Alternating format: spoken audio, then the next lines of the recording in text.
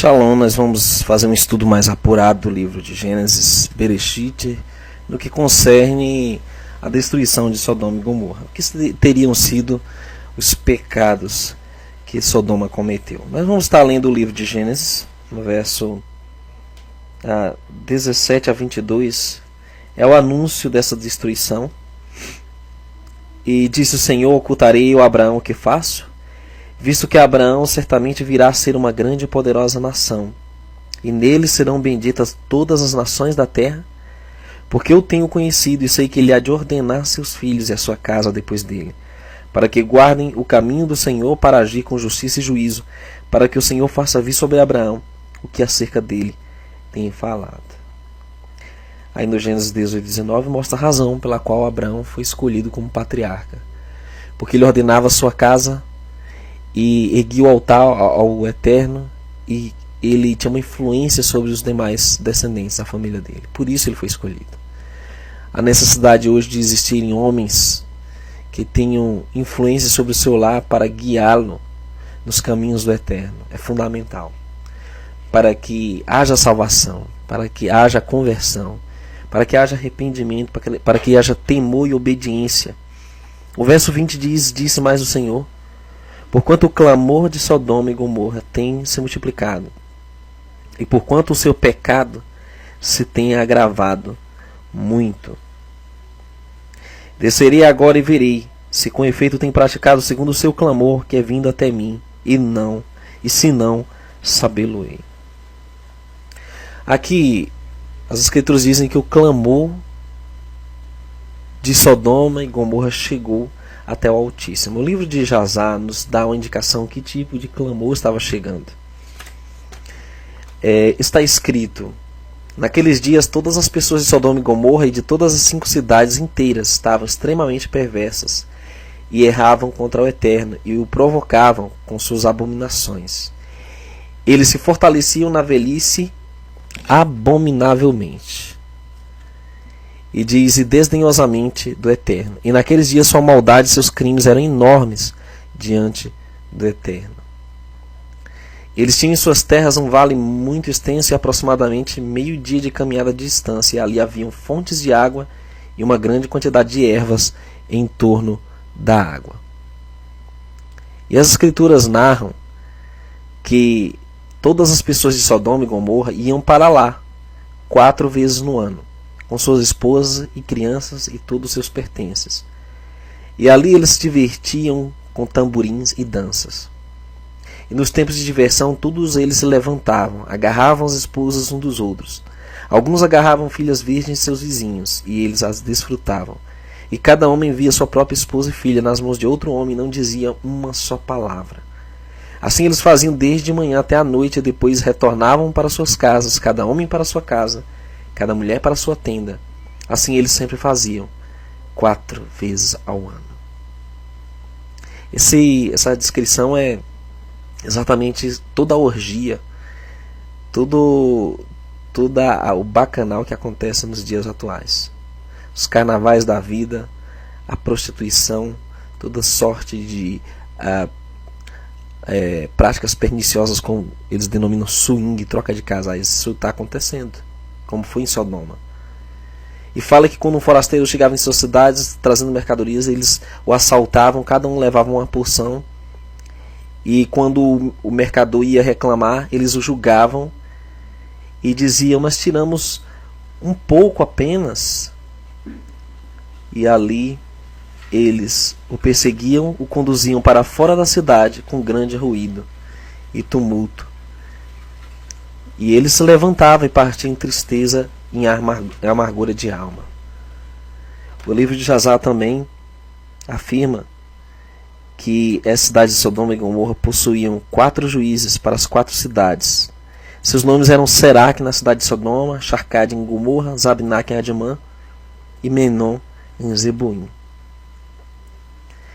E conta a história de um viajante, um coitado de um viajante que ia passando por Sodoma e foi abordado por um homem muito perverso chamado Edad.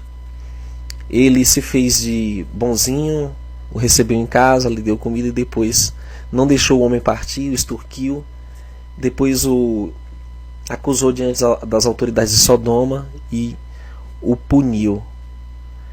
E eles tinham o hábito de prender todos os viajantes e matá-los de fome lentamente, sem água, sem comida.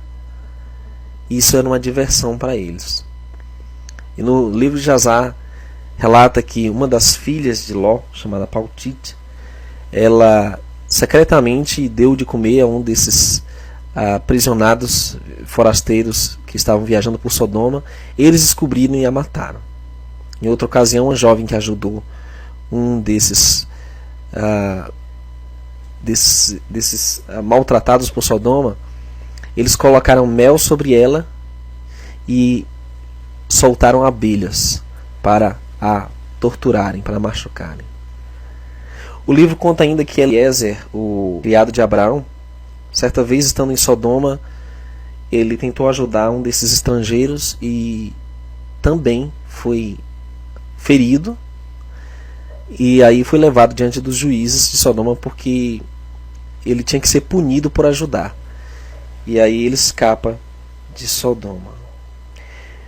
Bem, essas e outras atrocidades eram cometidas em Sodoma e Gomorra, e há quem defenda as práticas sodomitas e gomorritas dessas cidades perversas.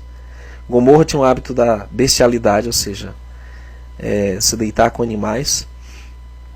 E conforme os relatos do livro de Jazar, que é mencionado no livro de Juízes e no livro de 1 Samuel, conforme o desejo dos seus juízes, tinham camas montadas nas ruas das cidades de Sodoma e Gomorra. Se um homem chegasse nesses lugares, eles os agarravam e os levavam para uma das suas camas e o fazia deitar nelas pelo uso da força. E todo tipo de aberrações e atrocidades eram cometidas lá, por isso que o Altíssimo tinha todo o direito de destruir aquelas cidades malignas e perversas. E tal qual elas eram, o Evangelho de Lucas 17 afirma que também serão os nossos dias, como Sodoma e Gomorra. Você não está vendo? Ideologia de gênero, casamento homoafetivo. Nós vemos a ONU querendo aprovar a pedofilia para que crianças decidam o que fazer com seu corpo quando ainda são menores de idade. Nós vemos a bolsa gay.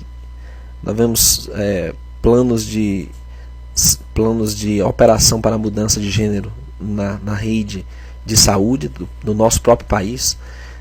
É Sodoma e Gomorra, dias de Sodoma. E o Messias nos advertiu que, assim como também da mesma maneira aconteceu nos dias de Ló, eles comiam, bebiam, compravam, vendiam, plantavam e edificavam, mas no dia que Ló saiu de Sodoma e Gomorra, choveu fogo do céu e enxofre e consumiu a todos. Assim será no dia em que o Filho do Homem se há de manifestar. Lucas 17, 28 a 30. Aqueles homens, os rostos dali, foram-se para Sodoma, mas Abraão ficou ainda em pé diante da face do Senhor. Esse foi o verso 23. Verso 22. E verso 23 diz: E chegou-se Abraão dizendo: Destruirás também o justo com o ímpio? Se porventura houverem... E ele começa apelando: se houverem 50 ainda destruirás? Se porventura houverem 45? Se porventura, ele continua, ou se acharem 40, 30, 20, até chegar ao número de 10. E na sua misericórdia o Criador disse: olha, se houverem 10, ela será poupada. Mas nós sabemos que ali não haviam sequer 10 justos, 10 remanescentes, não havia naquela cidade ímpia.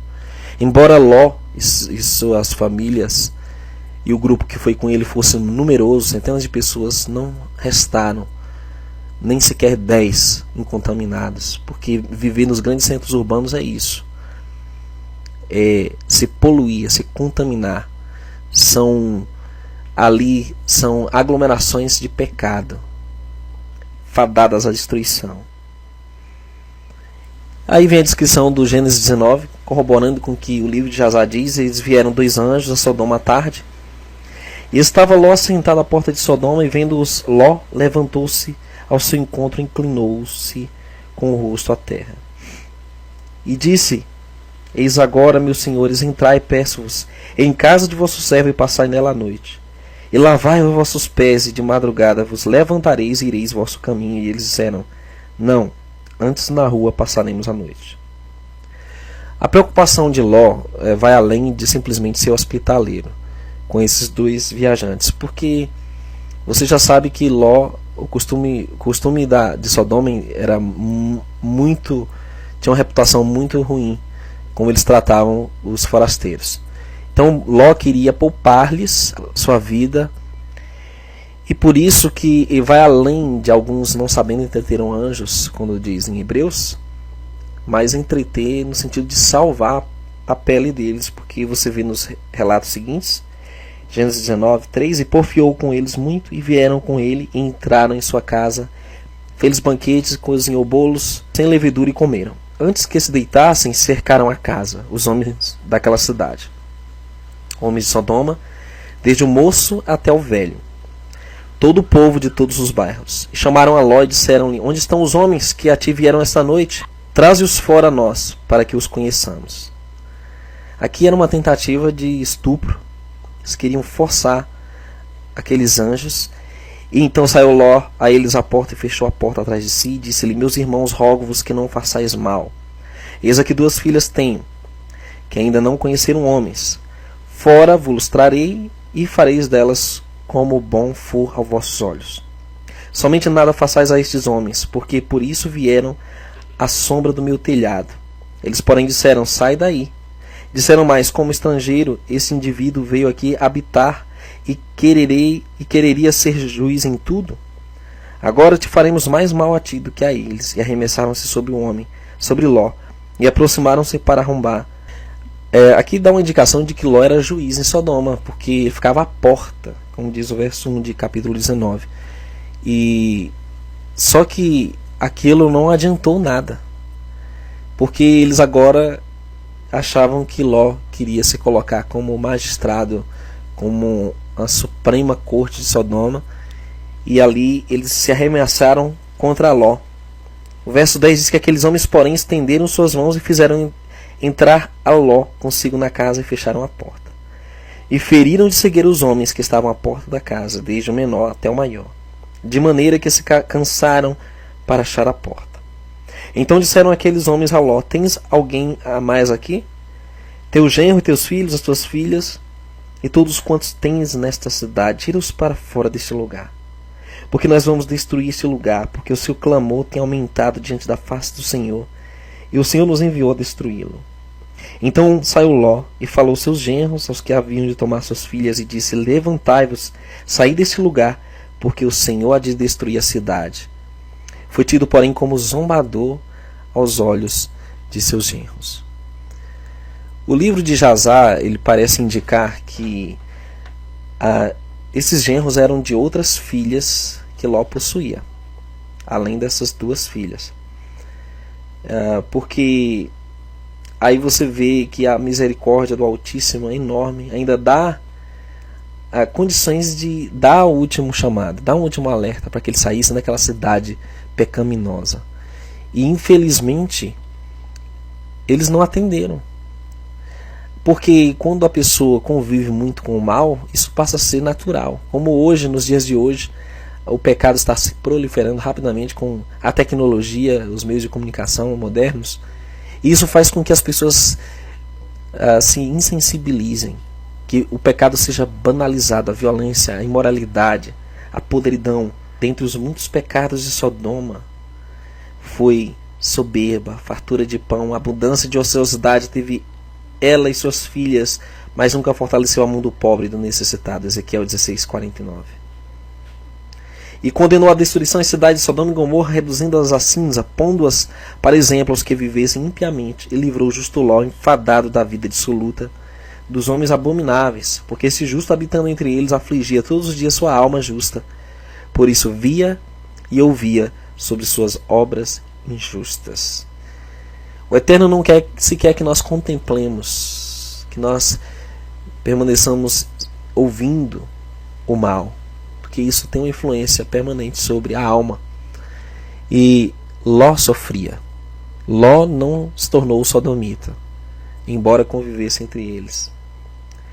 E aí é o último chamado para sair.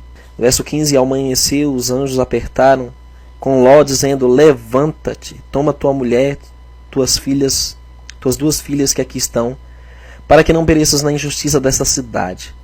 Ele, porém, demorava-se, e aqueles homens lhe pegaram pela mão, e pela mão de sua mulher, e pela mão de suas duas filhas, sendo-lhe o Senhor misericordioso, e tiraram-no, e puseram-no fora da cidade. E aconteceu que, tirando-os fora, disse: Escapa-te por tua vida, não olhes para trás de ti, e não pares em toda esta campina, escapa lá para o monte, para que não pereças. Veja, os anjos orientam que Ló fugisse para o monte. O monte geralmente é apontado como o local em que o remanescente, o povo do Eterno, se refugia. E não foi difícil aqui. Como Ló se demorou muito, os anjos tiveram que arrastá-lo pela mão. Isso não vai acontecer nos últimos dias. Nenhum anjo vai arrastar ninguém das grandes cidades. Isso tem que ser partir de cada um. Tem que ter fé. E as escrituras dizem no verso 18: E Ló disse-lhe: Ora não, meu senhor. 19: Eis que agora o teu servo tem achado graça aos teus olhos, e engrandeceste a tua misericórdia que a mim me fizeste, para guardar minha alma em vida. Mas eu não posso escapar no monte, para que porventura não me apanhe este mal e eu morra. Eis que agora aquela cidade está perto, para fugir para lá, e é pequena. Ora, deixe-me escapar para lá, não é pequena, para que minha alma viva.